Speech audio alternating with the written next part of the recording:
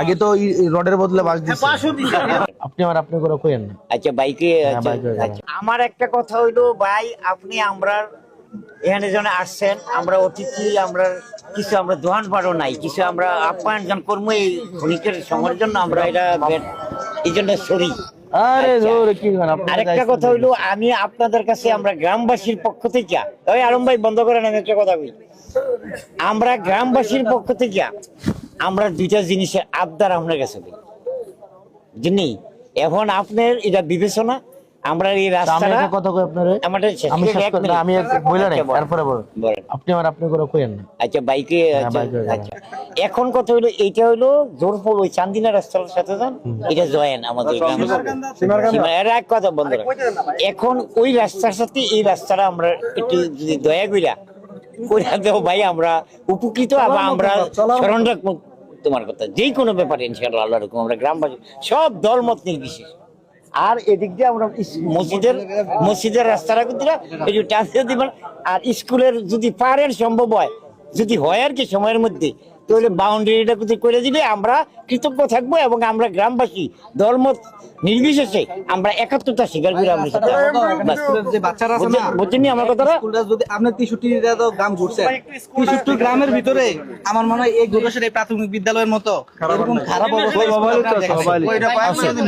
আমি কই কোন জায়গা খারাপ অবস্থা আছে বই কই আপনারে কাকু। ওই যে আমরা ইয়াতে গেছিলাম না, ওই যে সুলতানপুর ইউনিয়নের তুলাগাঁও না কি কি যেন একটা গ্রাম, মানে ওই যে আপনার ইয়াটা একটা স্কুল, কোনো মাঠ টাট কিচ্ছু নাই, শুধু একটা বিল্ডিং। গিয়া দেখলাম ওইখানে ছাত্র আছে 11 জন, এটা প্রাইমারি স্কুল, ছাত্র আছে 11 জন। আরে আমরা জুম্মার নামাজটা পড়লাম না মধ্যনগরের পরে, আমরা জুম্মার নামাজটা পড়লাম কোন মসজিদে? আরে ইয়া এসপি মিজান, যে আপনার নারায়ণগঞ্জের যে এসপি ইয়া শুভবের চাচা ছাত্র ফার্স্ট ক্লাস মিলে, বুঝছেন ভাই আমার এখানে 120 জনের উপরে আমরা লাইব্রেরি ক্লাস করাই। আমরা এটাই কইলাম যে ওর অবস্থা খারাপ ভাই। আমি একটু ভিজিট করে যাইতো ভাই, যে অবস্থা মানে একদম ঝুঁকিপূর্ণ ভাবে বাইরে ক্লাস করে, মানে উপজেলা ইউনিয়ন মহল এটা বাইরে ক্লাস করে টিচাররা বাইরে ক্লাস করে।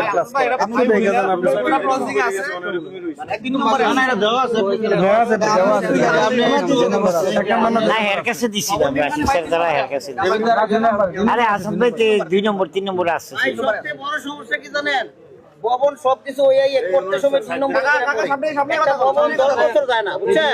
সত্যি বাংলাদেশের সমস্যা আমাদের বয়স করতে সময় বেজাল করে, এই বেজালে 1 বছর যায় না, তাহলে কত করব?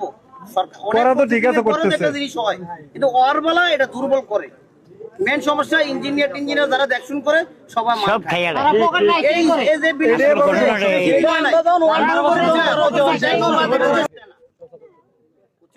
আগে তো রডের বদলে বাঁশ দিছে।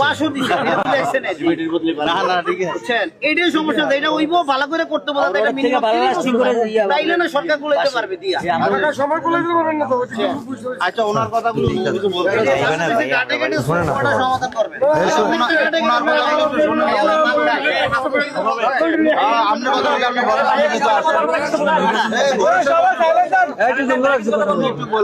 কাকু কাকু ও কাকু এই হাসান এদিকে, হাসান ভাই দিকে আরে বহেন।